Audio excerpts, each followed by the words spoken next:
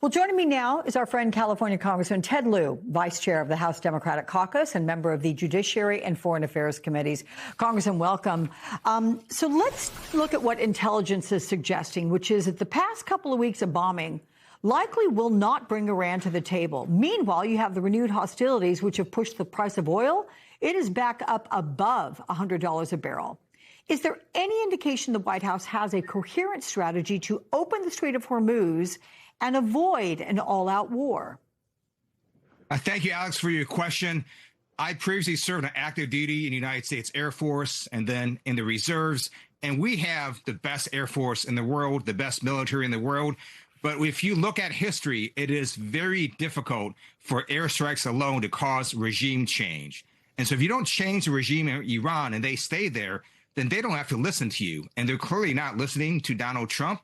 And this has resulted in a war without a strategy, with no plan on behalf of the Trump administration. We now have oil above $4 a gallon on average nationally. The Strategic Petroleum Reserve is at its lowest level in over 45 years. And we're going to have oil prices continue to rise. And that's why I joined on a bipartisan effort to end the Iran war by passing the War Powers Resolution off the House floor. And I urge the Senate to also pass the War Powers Resolution as well.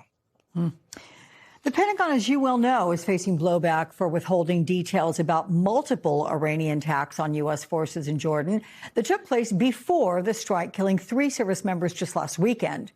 The Pentagon revealed nearly 100 troops were injured since July 7. And you had a heated exchange, sir, with UN Ambassador Mike Waltz during his testimony. It was this week before the House Foreign Affairs Committee over misstating the number of troops wounded in the conflict. Were you surprised that Waltz didn't know the actual number of wounded troops? You did. I was surprised, but in hindsight, I should not have been. Ambassador Waltz was fired from his position as National Security Advisor by Donald Trump when he leaked classified information that endangered the lives of American pilots. So clearly he doesn't have the safety of our troops as a priority. And when he didn't know or gave the wrong answer to the number of wounded, he was off by more than a factor of 4. That really got me angry, because if we're going to send the sons and daughters of Americans to a hostile region and engage in very risky tasks, then we better be protecting them, and we better be knowing how many have been killed and how many have been wounded. And even today, the Pentagon is lying about the number who have been killed in this Iran war. It is 18. It is not 14. And the 4 people that were killed recently who were brave service members, we need to honor them. And the Trump administration needs to honor those people and put them back into the casualty list. Well, the Pentagon has not held a press briefing in over 2 months and has given very few substantive details about the war's progress. And it's forcing reporters to rely on anonymous sources to inform Americans about casualties, about depleted weapons stockpiles, about military readiness. Why is the Pentagon keeping information from the public, and how does it compare to previous Pentagon communications in times of war? If you look at our history, it is true that presidential administrations try to hide the true cost of war. In this case, this administration is even more extreme. They were hiding not only the number of service members that have been wounded and killed, but also the number of U.S. bases and allied bases that have been struck.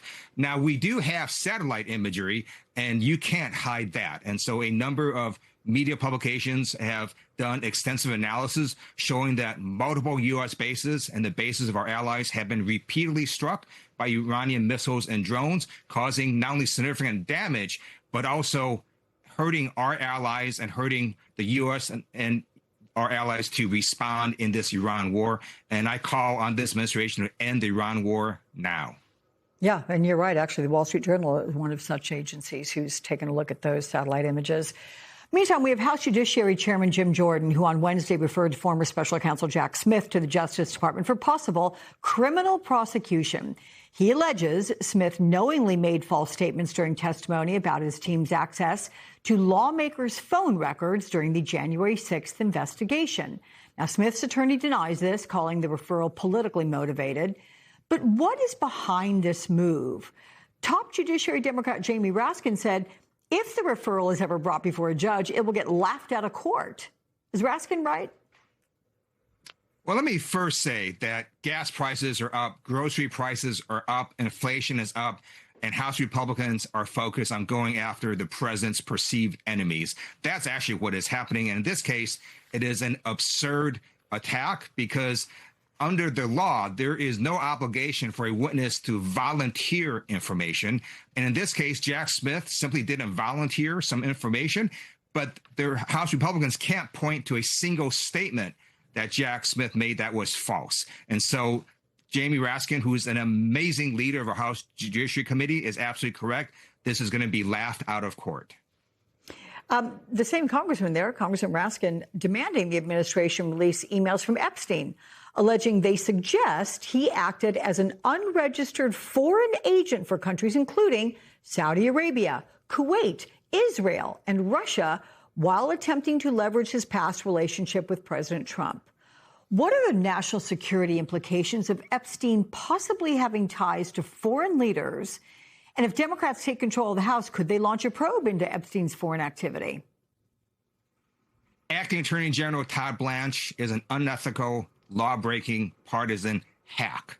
I hope the Senate does not confirm him. He is hiding information from the Epstein files from Congress and the American people. He needs to disclose everything about Jeffrey Epstein as required by law, including this newly discovered information that Jeffrey Epstein may have been tied to foreign intelligence agencies and worked on behalf of countries like Russia and Saudi Arabia. Congressman Ted Lieu, it's always sobering to speak with you, sir, but I do enjoy the conversations. Thank you so much.